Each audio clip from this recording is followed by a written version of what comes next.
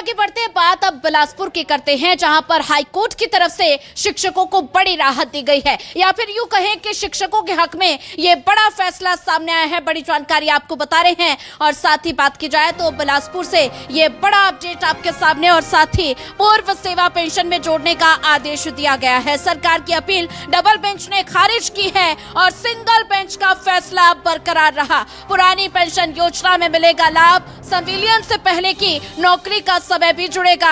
ये बड़ी जानकारी आपको बता रहे हैं। तो कोर्ट ने शिक्षकों के पक्ष में निर्णय दिया, पूर्व सेवा नजरअंदाज करना गलत माना गया है, हाईकोर्ट की तरफ से कहा गया। तो हाईकोर्ट ने शिक्षकों को बड़ी राहत दी है और पूरा मामला आप ग्राफिक्स के जरिए समझ सकते हैं। पूर्व सेवा पेंशन में जोड़ने का आदेश दिया गया है। सरकार की अपील डबल बेंच ने खारिज कर दी है। सिंगल बेंच का फैसला बरकरार रखा गया है। ये बड़ा अपडेट आपको बता रहे हैं।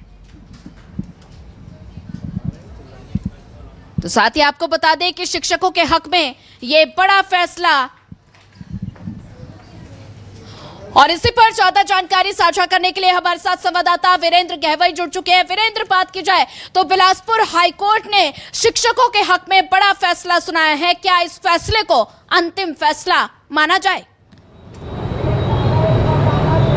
हाँ बिल्कुल, देखिए जो शिक्षक हैं उनको बड़ी राहत मिली है। जो चिरमिरी के एक शिक्षक थे राजेंद्र प्रसाद पटेल, उनके पूर्व जो सेवा थी उसको पुरानी पेंशन योजना में गणना में शामिल नहीं किया जा रहा था। इसी को लेकर के उन्होंने हाई कोर्ट में याचिका लगाई थी, जिस पर सिंगल बेंच से उनके पक्ष में आदेश आया था और ये डायरेक्शन दिया गया था कि जो गणना है उसको शामिल किया जाए, पूर्व की जो सेवा है उसकी गणना को शामिल किया जाए। इस आदेश के खिलाफ जो राज्य सरकार है उसने डबल बेंच में अपील की थी, जिस पर आज डबल बेंच में सुनवाई हुई।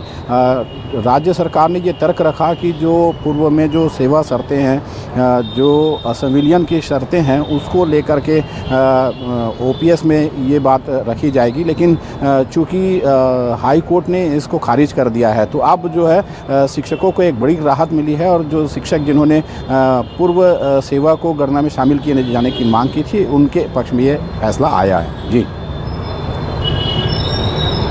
वीरेंद्र, जैसा कि आपने जिक्र किया कि शिक्षकों के हक में फैसला आया है, तो ऐसे में बात की जाए तो सरकार क्या इस फैसले को सुप्रीम कोर्ट में चुनौती दे सकती है?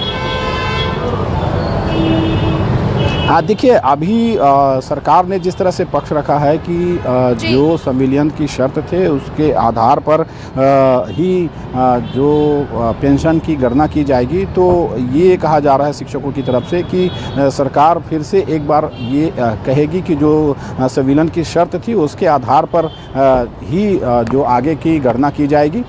तो अभी इस मामले में पेच फंसा हुआ है। हालांकि हाई कोर्ट का जो निर्देश है वो ज़रूर मिला है, अब आगे देखना होगा कि राज्य सरकार का क्या रुख है। जी ठीक है वीरेंद्र, ज्यादा जानकारी साझा करने के लिए आपका धन्यवाद।